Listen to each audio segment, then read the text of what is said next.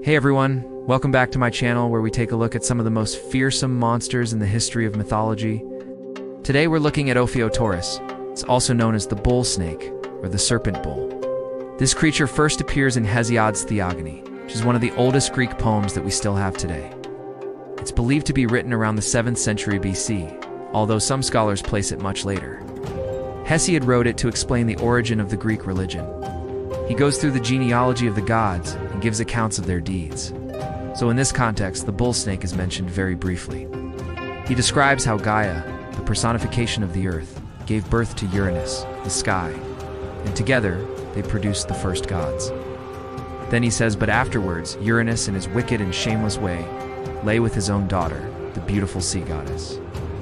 Gaia, who bore him the one-eyed giant Camp, terrible and strong, and the great and strong Ophiotaurus, whom the far-shooting sun god Apollo slew. So here we see the bull snake come from the union of Uranus and Gaia, and then get killed by Apollo. It's pretty straightforward, right? Well, not exactly. In other texts, the bull snake has a completely different origin story. In the Homeric hymn number 3 to Apollo, we see that the Orphic tradition connects the bull snake with the birth of mankind. The hymn tells the story of how Apollo slays Python, a huge serpent guarding the oracle of Delphi, and how he then takes up residence there. In this version, it's Python who's the offspring of Gaia and Uranus. And when Apollo arrives in Delphi, he learns from the Theban woman Daphne that he can easily defeat Python by striking it with a bow and arrow. However, after he does this, Python doesn't die, but instead transforms into a bull snake. Now Apollo has to go and find some special arrows from the Cyclops, so he can kill the bull snake. So basically in this telling, the bull snake is Python in disguise. And after he's been shot by Apollo, the bull snake can only be destroyed by more arrows made out of a special metal. So in this version, the bull snake is actually Python's second form. The myth states that after Apollo struck it down, he then shot it with one of those special arrows and finally killed it. Then Apollo took the hide of the slain bull snake and used it to adorn the Olympus stone, which was the center of his worship in the sanctuary of Delphi. So as you can see, the two stories differ quite a lot. In Hesiod's version, the bull snake is born fully grown and gets killed by Apollo immediately, while in the Homeric hymn, the bull snake is the second form of the monster Python, who gets stronger after being shot by Apollo and can only be defeated with more powerful arrows. So what do we make of all these differing accounts? Well, I think we can safely say that the earliest tradition didn't consider the bull snake and Python to be the same creature. It wasn't until later that people started connecting the two, and I believe that this change came about because of a confusion with another monster, the Lernaean Hydra. You see, both the bull snake and the Lernaean Hydra are chthonic monsters, which means that they were associated with the realm of the dead. They both had serpentine features and were also slain by heroes. But for some reason, later writers started conflating the bull snake with the Hydra. In fact, even though the Orphic tradition considered the bull snake to be Python, there were also traditions that viewed Python as a Hydra. So when the Orphics took over the hymn to Apollo, they decided to change the bull snake into Python.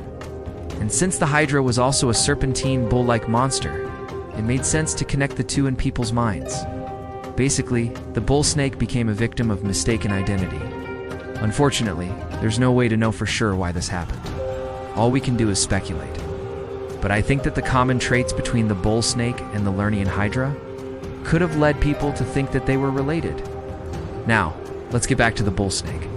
Although it might not be the same creature as Python, it still shares many similarities with it. Both creatures have bull heads and tails like snakes. They also breathe fire and are incredibly strong. Both of them guard sacred places and are ultimately killed by heroes. Even though the bull snake isn't explicitly called a dragon in any of the surviving texts, it does share many similarities with the dragon type. Like many dragons, it has serpentine features, is gigantic, fierce, and also breathes fire. It also guards a sacred place, just like the bull snake. Now, unlike the bull snake, the Hydra isn't a dragon, but it does show us how monsters could change over time. It's possible that the bull snake could have been seen as a kind of dragon in the past, especially since it breathes fire. But unfortunately, none of the ancient texts confirm this. It's possible that this interpretation could have developed independently of the Hydra.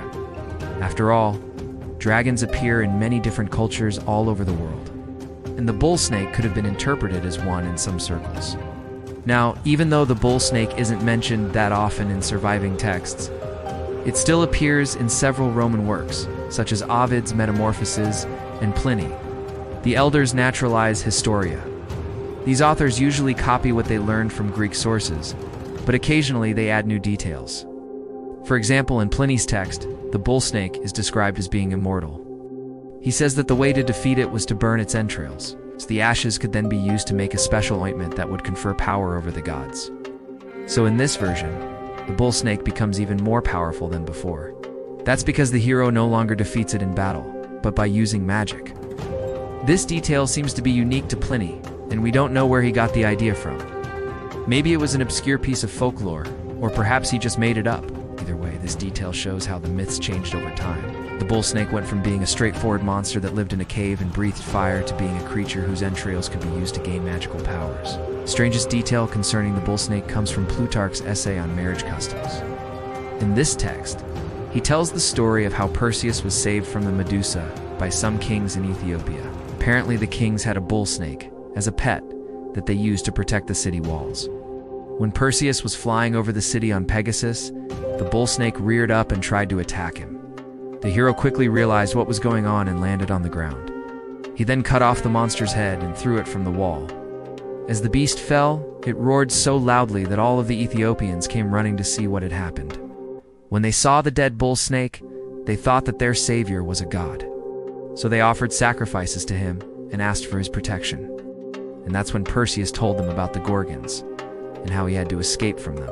Ethiopians were amazed to hear this and begged Perseus to stay in their country and help them defend against monsters and tyrants.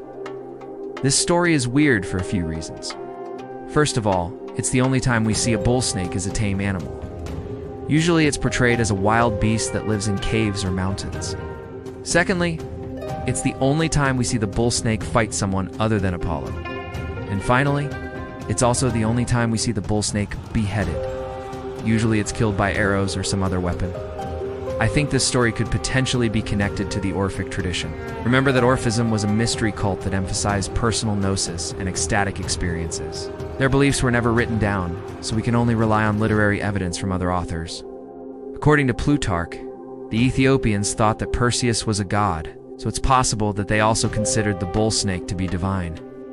This is pure speculation, but maybe the bull snake was a manifestation of a chthonic deity in the Orphic tradition, similar to how the Hydra was sometimes seen as a form of the god Python. If this is true, then it would make sense that the bull snake would fight Perseus, who was a hero associated with the sky. And if the bull snake represented a chthonic deity, it would explain why it was beheaded. By killing the bull snake, Perseus would be defeating a god. This could also explain why Plutarch tells the story in an essay about marriage customs. In some cases, Perseus is associated with the sky, while in others, he's linked with the underworld. So maybe this story is trying to explain how these two realms are interconnected.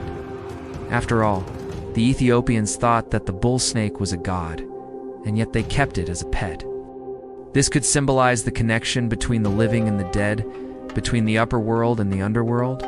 If you enjoyed this video, please subscribe and leave me a like. I'd really appreciate it.